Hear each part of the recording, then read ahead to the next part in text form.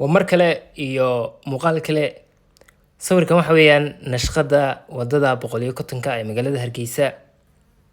nashqadan waa wadada 150 waa wada lixaad ah, saddex xadba dhinac u socdaan.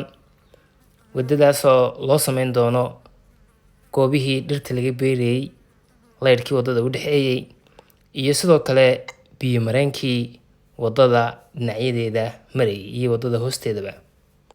qiimaha lagu qiimeeyay wadadan in ay ku kici doonto ayaa lagu qiimeeyay 19 milyan oo dollar. waa wado 4 degmo isku xidha. marka qorshaha wadada lagu dhisay ayaa ah in la iska kaashado xukuumadda, dowladda hoose iyo sidoo kale ganacsatada iyo shacabka reer Somaliland iyo reer Hargeysa iyo sidoo kale beesha caalamka. iskaashi, wax wada qabsi iyo qamco la isqabsado. insha Allah waxaan rajeynaynaa in ay wadadu inagu dhamaato si wanaagsan iyo guul iyo horumar wanaagsan. waa birbilo wanaagsan ummadda tusaale iskaashi u noqon karta. masha Allah. sidoo kale wadadan ayaa la sugayay dhismaheeda muddo dheer, iyadoo wadadu ay burbursan tahay, gaadiidka dadweynaha ay ka dhib mutaan. marka insha Allah waxaan rajeynaynaa wadadan in ay noogu dhamaato guul, ay noqoto wado qurux badan. meelaha kale ama qeybaha kale ee magaaladuna insha Allah ay noo qurux bataan, wadooyin qurux badan laga hirgeliyo. halkan iminkaan joognaa iyaduna waxa weeyaan masallaha ama masallaha galbeed. waa meel aad qurux badan. daawada muuqaalka ku raaxaysta asxaabtiina oo shirgalaya.